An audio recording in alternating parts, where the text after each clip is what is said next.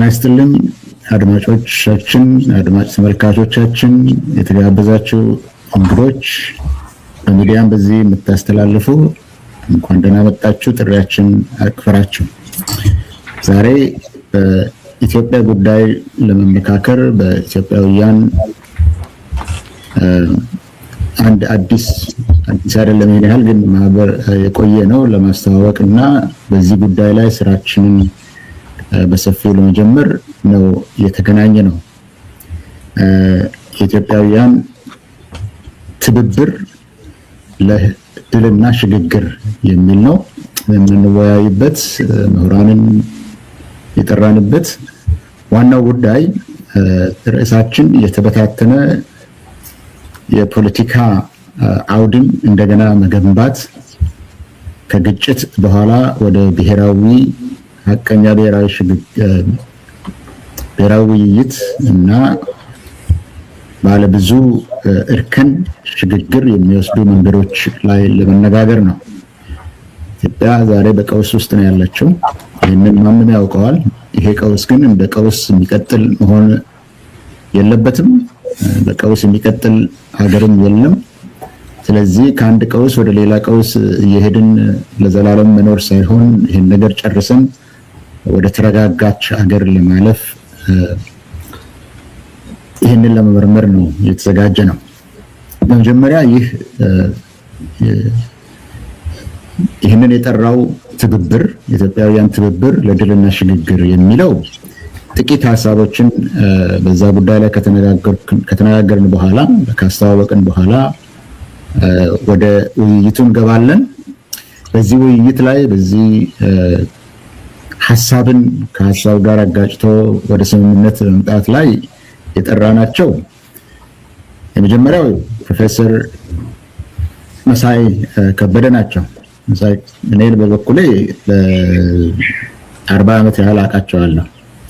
መጀመሪያ ዩኒቨርሲቲ የመጣው ጊዜ የ101 ትምህርትን ያስተማረው እሳቸው ናቸው። ከአዲስ ከፈረንሳይ የመጡ ምሁር ናቸው የነበሩት።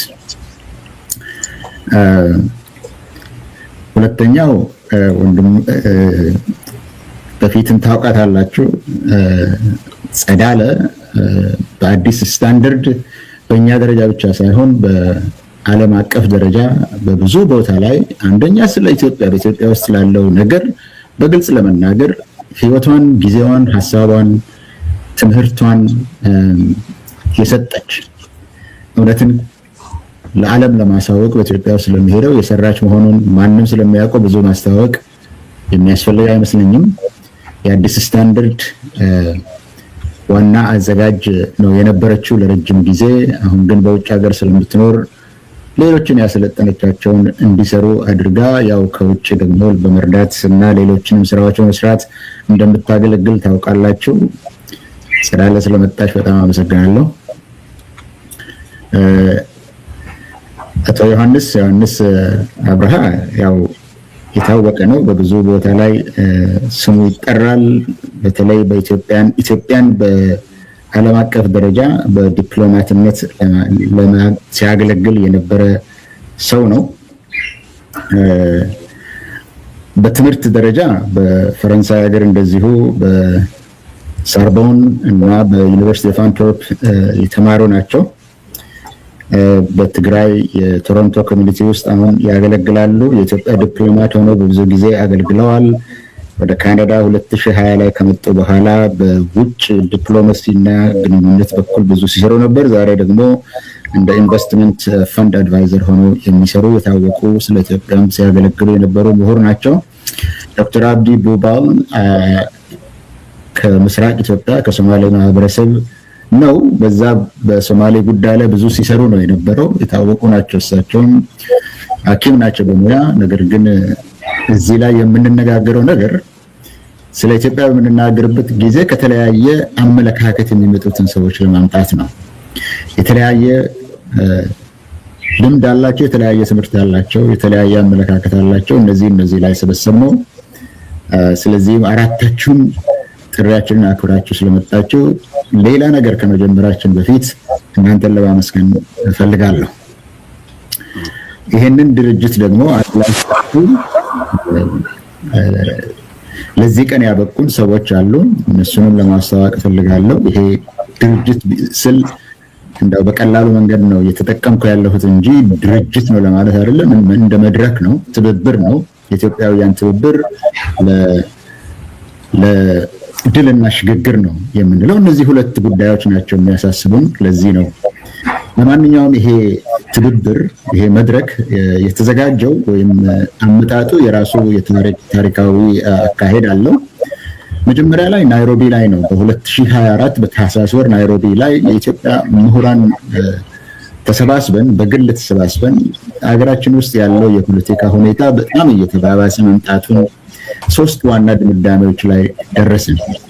እነዚህም ኢትዮጵያ ውስጥ አመጽ እየተባባሰ መሄዱን፣ የፖለቲካ መከፋፈል እየተባባሰ መሄዱን፣ መንግስት እንደ መንግስት መስራት የሚገባው ጉዳይ ላይ ወድቆ ስለሚገኝ ስለማይሰራ የኢትዮጵያ ጉዳይ ዝም ብሎ ከተተወ አደገኛ ጎዳና ላይ ተገኝታለች የሚል ነው።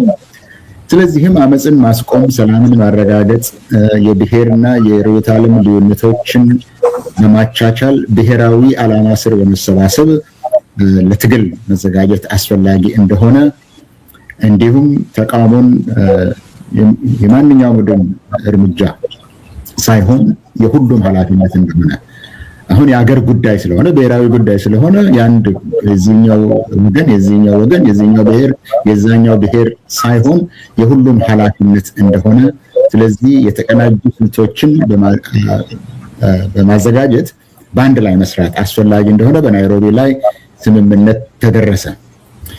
ይሄንን ደግሞ በትንከና ደረጃ ብቻ ሳይሆን ወደ ኃይል ማሰባሰብ ግዴታ አስፈላጊ ስለሆነ ይህንን የመበታተን አደጋ አስቀርቶ ወደማይቀለበስ ሽግግር ለመውሰድ የተነተናቸውን ነገሮች ወደ ተግባር ማዘጋጀት ስለሚያስፈልግ ናይሮቢ ዋሽንግተን ላይ ለመጀመሪያ ጊዜ በዲያስፖራ የሚገኙ የኢትዮጵያ ፖለቲካ ተዋናዮችን፣ ምሁራንን፣ የንቅናቄ መሪዎችን እንዲሁም በትግል ተሳትፎ ላይ ያሉትን የማደራጀት ስራ ተደረገ። በዛም ላይ 2 መስፈርቶችን በመጠቀም መሰብሰብ ጀመረ። አንደኛው የብሔርና የብሔረሰቦች ውክልና ዋናዎቹ በኢትዮጵያ ውስጥ ያለው ብሔረሰቦቹ መካተት እንደተካተቱ ማረጋገጥ። ሁለተኛ የርዕዮተ ዓለም ልዩነት ወይም የትግል ስልት ልዩነት ሳይኖር ከአማራ፣ ከኦሮሚያ፣ ከሶማሌ፣ ከሌሎች ክልሎች የተውጣጡ የፖለቲካ ፓርቲ ሌሎችም እንቅስቃሴዎች የታጠቁ ቡድኖችን ጨምሮ መነጋገር እንደሚያስፈልግ በማሰብ በናይሮቢ ላይ ከናይሮቢ ዋሽንግተን ላይ ተሰበሰብን። ከዛም ብዙ ግለሰቦችን በዚህ ላይ ጠርተን እንዲሁ ይህንን የመሰለ ጉዳይ ደግሞ በአውሮፓ በአምስተርዳም በኦክቶበር 2025 ላይ አድርገን በዋሽንግተን ንግግር ጊዜና በአምስተርዳም ላይ የተሰባሰብ ነው። ሁሉንም ነገር ገምግመን አሁን ያለው የጠቅላይ ሚኒስትር አብይ አህመድ ግለሰባዊ አገዛዝ አሁን ጭቆናን ማጠናከር፣ ህዝብን መከፋፈል፣ ፖለቲካ ፓርቲዎችን መከፋፈል፣ የእርስ በርስ ጦርነትን መቀጠል እንጂ መፍትሄ ሊያመጣ እንደማይችል በዚህ ላይ ተገናኘ። ይሄ ደግሞ የሀገሪቱን ኢኮኖሚ አዳክሟል። የተበታተነ የፖለቲካ ድርጅትን አካባቢውን የፖለቲካ የደህንነት መሳሪያ አድርጎ መጠቀም እንጂ መሰብሰብ ፍላጎቱ እንዳልሆነ፣ ወታደራዊ ድሎችንም ማግኘትና ማስጠበቅ እንዳልቻለ፣ ስለዚህ የሰላም ተነሳሽነቶች በሙሉ እንዳይሳኩ እያደረገ ጦርነት በአማራ፣ በኦሮሚያ፣ በትግራይ፣ በሌሎች ክልሎች እየቀጠለ ስለሆነ ዝም ብለን ማየት አይገባም እና ይህንን ከተውን ሁከት አይቀርም። ጠመንጃ የያዘ የጦር አበጋዝ በሙሉ ቤት መሆኑ አይቀርም። የመንግስትም ውድቀት ደግሞ ሁሉንም መጉዳቱ ስለማይቀር እኛ በእነዚህ 2 ጉዳዮች ላይ መገናኘትና መሰባሰብ አለብን እና ይህንን ያደረግናቸውን ግንኙነቶች ወደ ትብብር ቀየር ነው ማለት ነው። ወደ ትብብር ቀየር ነው።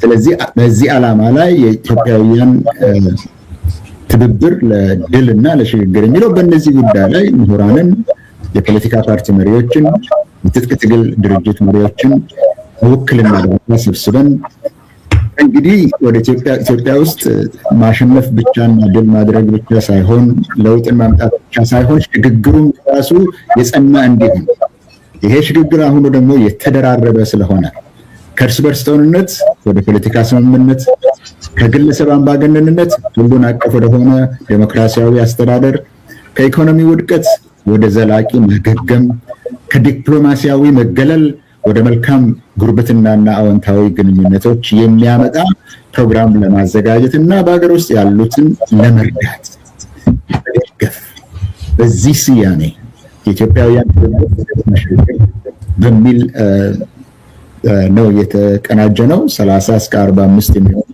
ምክር ቤት አለው። እዚህ ላይ የስራ አስፈጻሚ ኮሚቴ አባላቶቹ አሉ። በሰብሳቢነት እኔን ነው የመረጡኝ። በምክትል ሰብሳቢነት አቶ ይልቃል ጌትነት ነው የተመረጠው። አሁን ዛሬ ግን የሆነ ችግር አጋጥሞታል፣ ስለዚህ መገኘት አልቻለም። በጸሐፊነት እዚሁ ያለው አሸናፊ አብርሃም ነው ያለው። እነዚህን ደግሞ በኮሚቴዎች አደራጅተናል። ኮሚቴዎችን ስለ ሰነድና ስትራቴጂ ላይ አቶ ሳሙኤል ታደሰ፣ በዲፕሎማሲ እና በአድቮኬሲ ስራ ላይ አቶ አህመድ አብስዬ፣ በህዝብ ግንኙነት ላይ እዚህ ያልተገኙ ነገር ግን በሰፊው ስራውን የሚሰሩ ዶክተር መቅደስ፣ በድርጅታዊ አሰራር ላይ በኋላ እናገኘዋለን አቶ አባይ ግደይ አለ። እነዚህ ናቸው ይመስሉኛል። ከዚህ ሌላ የተወቁት የለም። እና እነዚህን ለማስተዋወቅ እና የምንሰራውን ነገር በተለየ ቋንቋ ደግሞ ለመናገር በየትም እንደምታገኙን መጀመሪያ ለጥቂት ደቂቃዎች አሸናፊ ቀጥሎ አህመድ እንዲናገር ጋብዤ ቀጥታ ወደ ውይይታችን እንሄዳለን። ስራችን ይሄ ነው፣ አላማችን ይሄ ነው። አሰራራችንን የት እንደምታገኙን ደግሞ እነዚህ ሁለት መሪዎች ይነግሩናል። እሺ፣ እጅግ በጣም አመሰግናለሁ። ታዳሚዎች እንኳን ደህና መጣችሁ። ስላገኘኋችሁ በጣም ደስ ብሎኛል። አይ ሆፕ ድምጼ ይሰማል። ፕሮፌሰር ሕዝቅኤል በደንብ ስለ ታሪካዊ አመጣጡና አጠቃላይ ዓላማ አብራርቷል። ስለ አደረጃጀትና ተቋማዊ ቁመናችን የተወሰነ ነገር ለማለት ፈለኩኛው። እሱም አንስቶታል።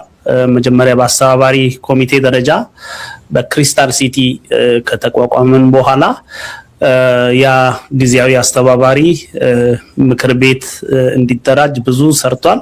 ከዛ ቅድም ቁጥሩ የተጠቀሰ እስከ 45 አባላት ያሉት ምክር ቤት ተመስርቶ ያ ምክር ቤት ደግሞ ስራ አስፈጻሚ አደራጀ።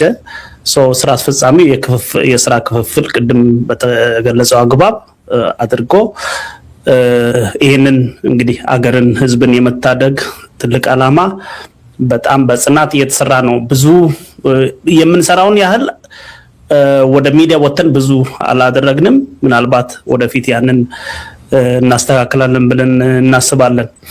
ዓላማው አጠቃላይ ዓላማው የፖለቲካ ኃይሎች፣ ምሁራን፣ ተቃዋሚ የፖለቲካ አካላትና የማህበረሰብ ተወካዮች ሁሉም በአንድ ዓላማ ስር በተቀናጀ ትግል ይህን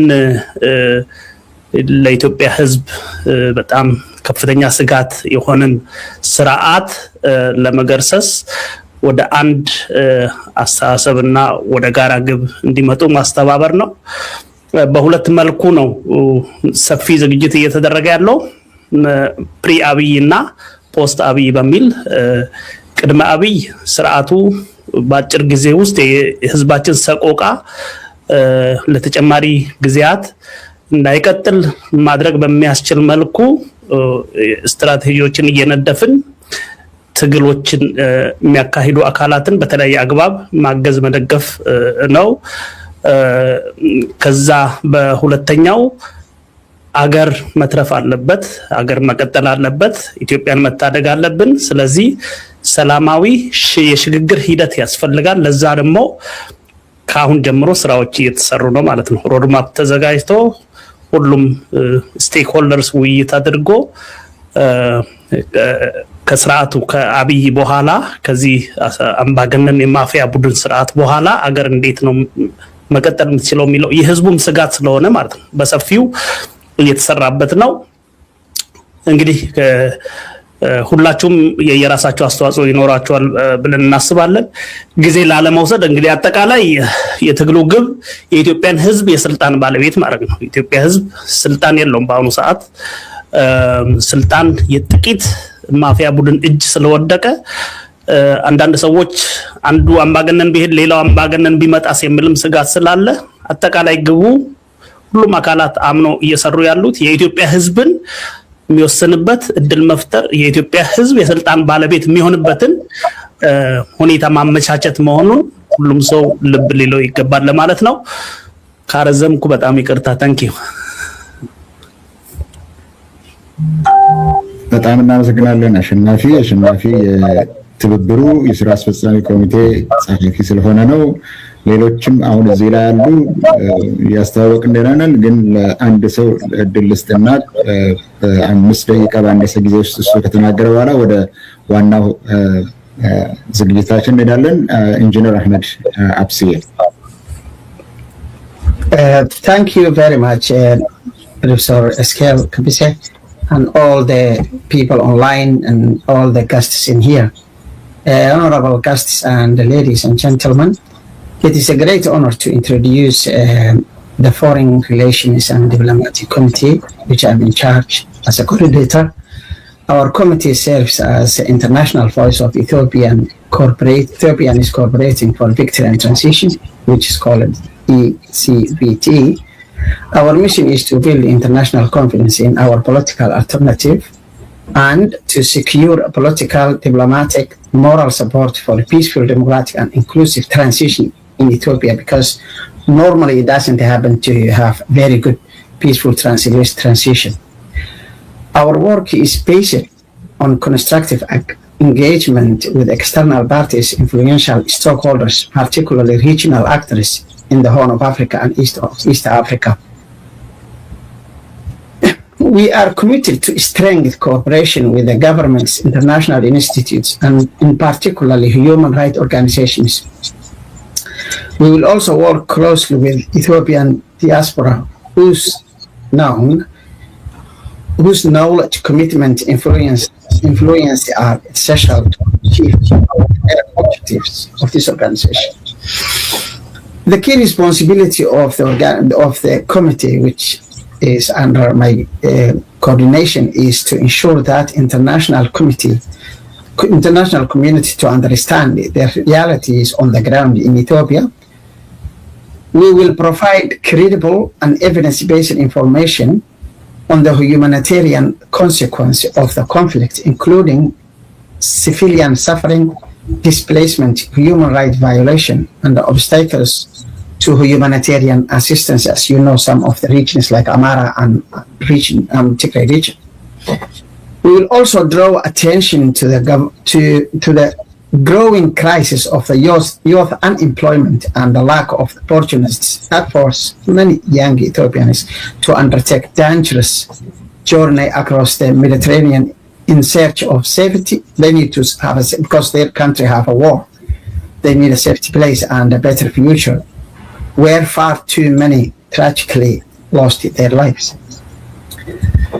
ECTV will also work to raise international awareness of the grave abuse committed against Ethiopian and the other African migrants along the migration route, particularly in Libya. As you know, they are beating children, they are asking money.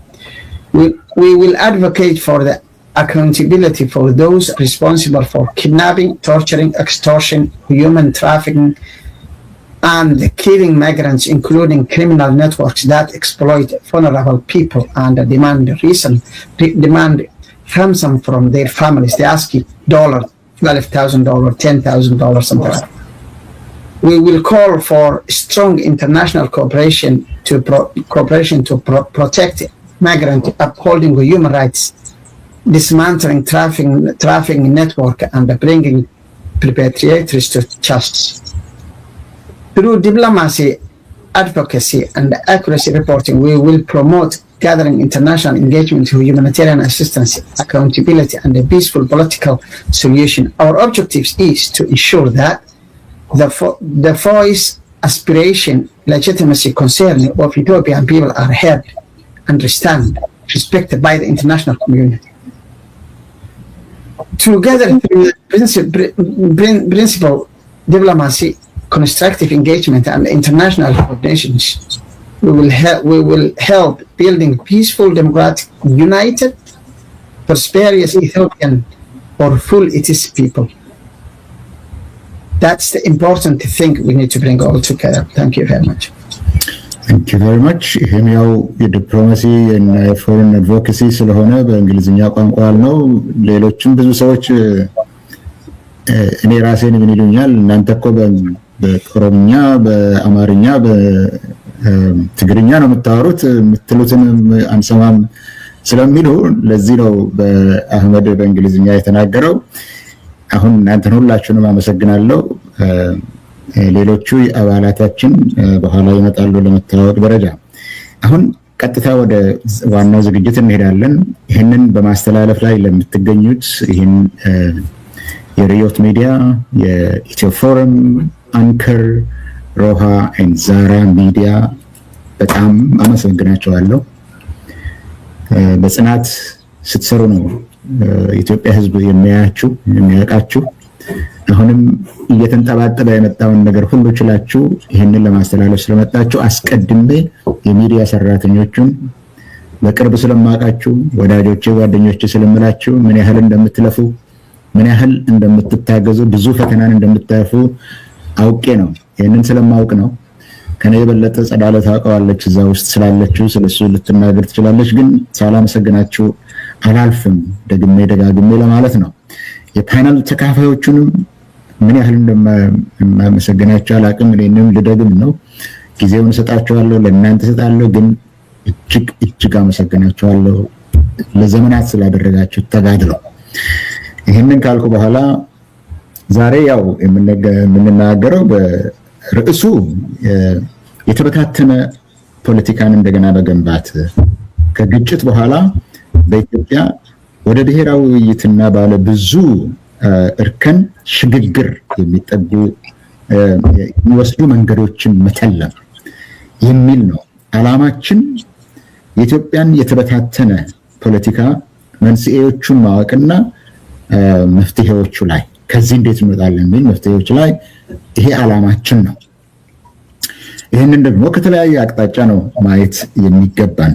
ስለዚህ እያንዳንዱ የፓነሉ አባል አስተያየታቸውን እንዲያቀርቡ እጠይቃለሁ። ትኩረትም ስትሰጡ እናንተ ባለሙያዎች ስለሆናችሁ ይሄንን ሐሳብ በአእምሮ እንድታስቀምጡ ፈልጌ ነው። እናንተ ከልምዳችሁ ከትምህርታችሁ ከእውቀታችሁ በድህረ ብልጽግና በድህረ ግጭት ፖስት ኮንፍሊክት ለማለት ነው ግጭት ኢትዮጵያን መልሶ ለመገንባት በጣም አስፈላጊውና መሰረታዊ የሆነው ምንድነው? ዋናው መግባባት ያለብን ይህ ሀገር በአስተሳሰብ በብዙ ነገሮች ተበታትኗል። ያን አሁን ወደፊት የሚመጣው ተግዳሮት ይሄን እንዴት አድርገን አንድ ላይ እንመልሳለን ነው። ይሄንን እድል በፍልስፍና ስለ ኢትዮጵያ ብዙ ሲጽፉ ብዙ ሲያስቡ የነበሩት ፕሮፌሰር መሳይ ከበደ አሁንም ያልተውት ለርሶ መጀመሪያውን እድል ሰጣለሁ። ጊዜው የርሶ ነው ፕሮፌሰር መሳይ። እሺ አመሰግናለሁ ፕሮፌሰር እስኬል። እንዲሁም ደግሞ ለዚህ ለውይይት ለጋበዙኝ ድርጅት አባላት በጣም ነው የማመሰግነው።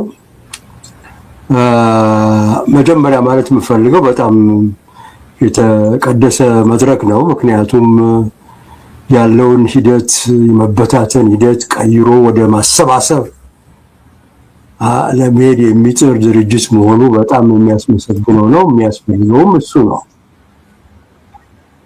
እና እንግዲህ ስለ ኢትዮጵያ ስንመጣ እኔ አርስቱንም በደንብ አስቤበታለሁ። እንግዲህ ሪቢልዲንግ ፍራክቸር ዩኒቲ ነው የሚለው። እዚህ ላይ እንግዲህ ፍራክቸር ዩኒቲ ማለት የተሰባበረውን አንድነት መልሰን እንገንባ የሚለው ሐሳብ ለኔ የሚያሳየኝ ምንድነው በፊት የሆነ አንድነት እንደነበርና በዚህ አንድነት ውስጥ ሰዎች ተጠቃለው በኋላ ግን በተወሰኑ ምክንያቶች የአንድነት ፈራርሶ ተሰባብሮ አሁን ያለበት ደረጃ ደርሰናል ማለት ነው እንደገባን ከሆነ እና እዚህ ላይ እንግዲህ ማለት የምንችለው በቀጥታ የተሰባበረበት ምክንያት ምንድነው ብለን የምንጠይቅ ያው አገሪቷ መስመሩን የሳተ ሂደት ውስጥ ገብታለች። በዚህም የተነሳ በፊት የታቀደው ዓላማ ሁሉ በተለይ ኢትዮጵያ በሚለው ስም ዙሪያ የነበረው ዓላማ ሁሉ ከመንገዱ ወጥቶ ግቡን በሙሉ ስቷል ማለት ነው እንዳቀባኝ ከሆነ እና የተሳሳተው መንገድ ሲባል ምን ማለታችን ነው ብለን ብንጠይቅ አንድ እንግዲህ እንደተባለው ቅድም እንትን መጥቀስ እንደሞከርኩት ኢትዮጵያ የሚለው ስም ከጥንት ጀምሮ ያለ ነው። እሱም የተለያዩ ህዝቦች የሚኖሩበት ኃይለኛና ሩቅ የተቀመጠ መንግስት በአንድ ንጉስ ስር የሚተዳደር መንግስት ያለበት ማለት ነው። እንግዲህ ከጥንት ስናየው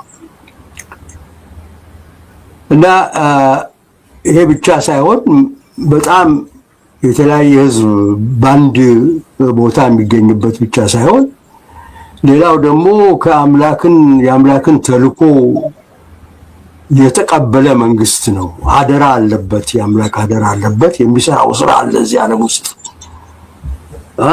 ተብሎ በዛ ዙሪያ ነበር በሙሉ ሰዎች ሰባሰበው እና ይሄ እንግዲህ በጣም የሚደንቅ አጀማመር ሲሆን ነገር ግን እንግዲህ በኋላ የተፈጠረው በዘመናዊነት ስም ወይም ዘመናዊ ለመሆን ያው ሂደቶች ለውጦች መጡ በተለያዩ መንግስታት። እንግዲህ ዋናው መሰረታቸው እንደምናየው የመንግስት አምባሳደር ሲነሳ በእውነቱ በአንድነት ዙሪያ የማድረግ ፕሮግራም ወጥቶ ያንን ሁሉ ሲያስከብሩ ነበር። በዚህም ሂደት ውስጥ ያው ልዩነቱ ብዝሃነቱ ተዋጠ እና በዚህ የተነሳ በአማራ የበላይነት የሚገዛ አገር ተብላ ተሰየመች። ይህን ትርክ ተፈጠረ። እንግዲህ እዛ ውስጥ ነው ያለ ነው።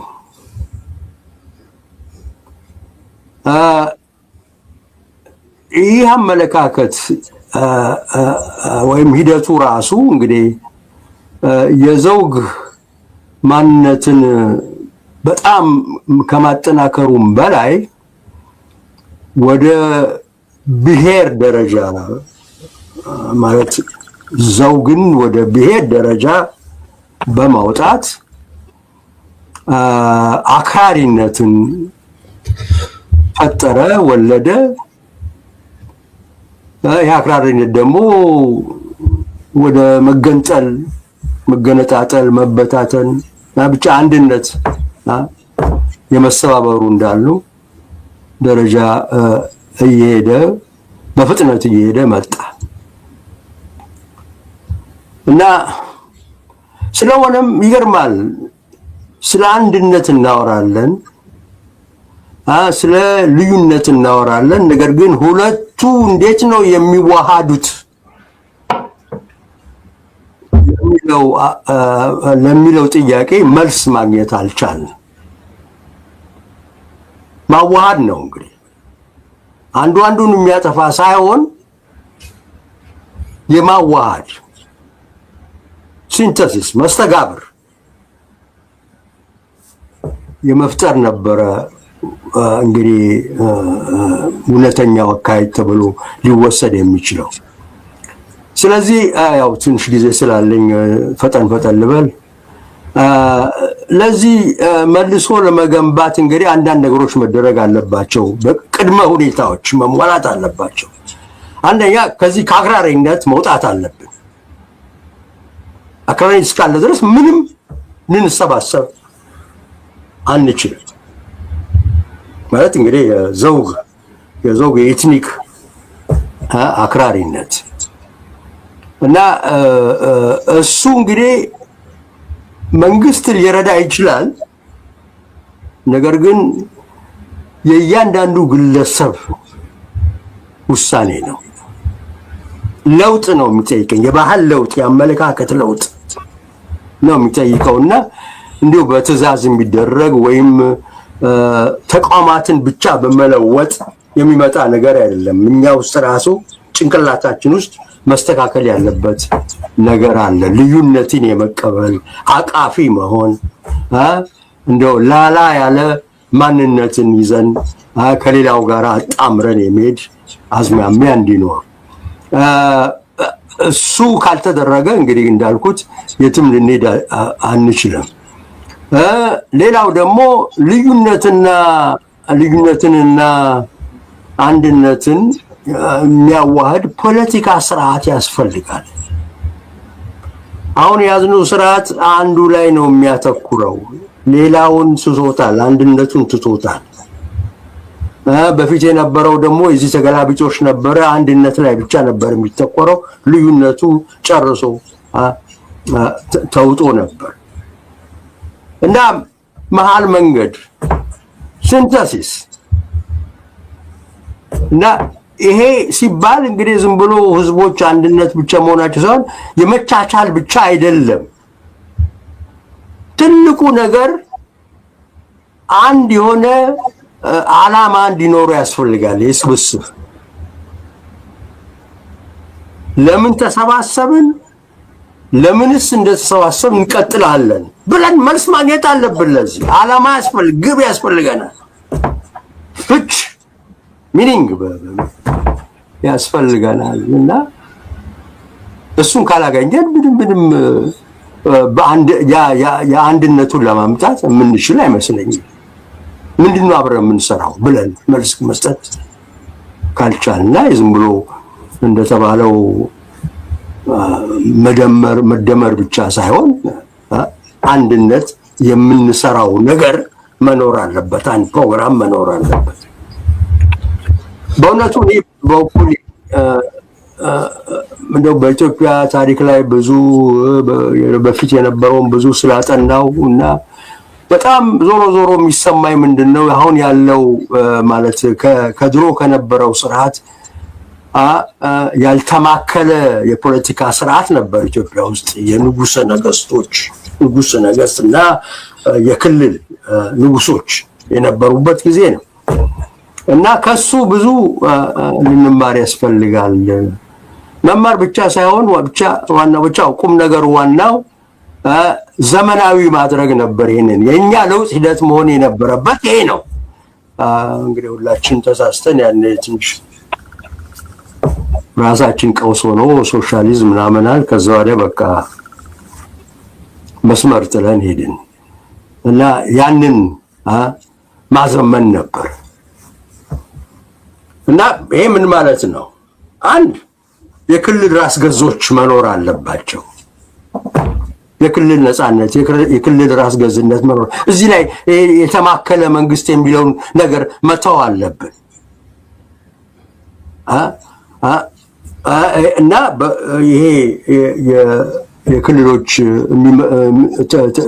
ማለት ተጠሪነታቸውም ለህዝቡ ነው። ያው ለክልሉ ህዝብ በተግባር መከበር አለበት። ትልቁ የኢትዮጵያ ችግር አንዱ ኮንስቲቱሽን መጽሐፍ ኮንስቲቱሽን ማሳመር ሳይሆን የምንለው በሙሉ ስራ ላይ አይውልም። ውሸት ነው፣ መጨረበሪያ ነው። ያው እንደለው በፓርላማ ይወከላል እና እንግዲህ አንድነቱ ላይ የት ላይ ነው ዓላማው የት ላይ ነው ስንል እንግዲህ በፊት የነበረው የኢትዮጵያ እንግዲህ ታሪኳን ስንመለከት ያ ሁሉ የተለያየ ትግራይ፣ ወሎ፣ ጎንደር ምናምን አብሮ ተሰባስቦ የኖረው አንድ ዓላማ ነበረው። እሱም የኦርቶዶክስ ሃይማኖትን ማቆየት፣ መጠበቅ። በተለይ እስልምና እየተስፋፋ ሲመጣ ሁሉ ነገሩ በዛ ውስጥ ብቻ ገብቶ ያው ኢትዮጵያ አይሶሌት አገች። ኢትዮጵያን ሁሉ ነገር ተዘጋ እና በቃ እንትኑ መጠበቅና አደራው ይሄ ነበረ። የአምላክ አደራ እውነቷን ሃይማኖት ጠብቁ የሚል ነበር። እንግዲህ ይሄ ለዘመናዊ አደረጃጀት አይሆንም እና ስለዚህ የዚህ ምትክ ማግኘት አለብን። ሁሉን የሚያስማማ አለ። እንግዲህ ዋናው ባጭሩ ዝርዝሩ ሳልገባ ያው አንደኛ ዲሞክራሲያዊ ስርዓት መጅልስ ሁሉን የሚያስማማ ነው። ሁሉ ዲሞክራሲ ይፈልጋል። በዚህ ላይ ደግሞ ያው እድገት፣ ኢኮኖሚ፣ የማህበራዊ እድገት ሁሉም ይፈልጋልና እዚህ ላይ አንድ የሆነ ነገር መቅረጽ አለብን አብረን ተወያይተን የሚለው ነው። ሌላው ደግሞ እኔ እንደዚህ የክልሎች ራስ ገዝነትን ካስቀመጥን ሲስቴሙ ስርዓቱ መቋጫ ያስፈልገዋል እና በፊት ንጉሱ ነበረ፣ የንጉሶች ንጉስ አክቹአሊ ንጉሰ ነገስት። አሁን ግን ያው እኔ በቀደም ብዬ አሁን ካለው ከኮሚሽኑ ጋር አታገናኙኝ ፕሊዝ። እና እኔ ዛሬ 20 ዓመት ነው ምናምን በመለስ ጊዜ ነው የጻፍኩት። በእውነቱ አንድ ፕሬዚዳንት ያስፈልጋል ለኢትዮጵያ ማለት በሁለንተናዊ ምርጫ በአብላጫ ድምፅ የሚመረጥ ከሁሉ ክልል እና በእውነቱ የማጆሪቲውን የአብላጫውን ፈቃድ የሚያመለክት መሆን አለበት። ይሄ ደግሞ ኢንሴንቲቭ ነው። አንድ ናሽናል ፊገር ያስፈልገናል። አንድ ናሽናል ፊገር ያስፈልገናል፣ የግድ ነው። ሀገሪቷን ብሔሩን እንትን ይዞ የሚልና ይሄ ነው እንግዲህ እኔ እነዚህ ነገሮች ናቸው ወደ ፖስት አብይ ያላችሁት ውስጥ ሊደረጉ የሚችሉና ሊያስማሙ የሚችሉ። እዚህ ላይ ሰው ምን ላይ እንደሚጣላ አይገባኝም። እና ዴሞክራሲያዊ ኢትዮጵያ፣ የበለገ ኢትዮጵያ እንግዲህ ይሄ ነው ኢትዮጵያን ዘመናዊ ማድረግ እና ሪቢልዲንግ እንደገና መገንባት ማለት በእኔ በኩል ያየሁት ይሄ ነው። ዝርዝር ውስጥ አልገባም እና ያው 5 ደቂቃ ነው ያለኝ። እዚህ ላይ እንግዲህ የሚበቃ ይመስለኝ። አመሰግናለሁ። በጣም አመሰግናለሁ። ለችግሮቹ አሁን የመጣ ብቻ ሳይሆን የቆየ መሆኑን ታሪካዊ ዳራውን ነው ያሳዩን። በዛ መጀመር ሁልጊዜም ጥሩ ነው። ይሄ በምድራዊና ሰማያዊ ጅማሮ የነበረው መንግስት በማዘመን በኩል ዘውዳዊና ዘውጋዊ ልዩነቶች እንደነበሩ አሁንም የአንድነትና የብዝሃነት ተግዳሮት የማዋሃድ ማስተጋበር፣ ማስተባበር፣ ህብረት እችን ቋንቋ አላገኘናትም እስካሁን ድረስ። ምንድነው ሁለቱን የሚያያይዘው የሚለውን እንደሱ ዳያግኖሲስ አድርገዋል። ታሪካዊ ችግሩን አይተው ፍልስፍናዊ መፍትሄ ነው የሰጡን።